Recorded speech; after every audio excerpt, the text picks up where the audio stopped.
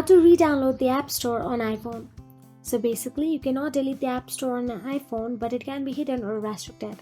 So to get it back, all you have to do is first of all open the Settings app on your mobile device.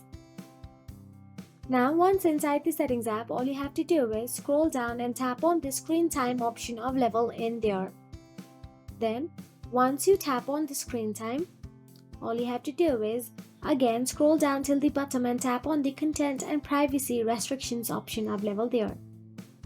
Once you tap on it, toggle the switch on of the Content and Privacy Restrictions.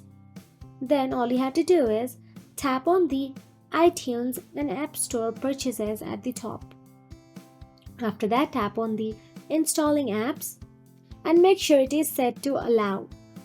And that is it. If you found this video helpful, please like, share and subscribe our channel, and thank you so much for watching.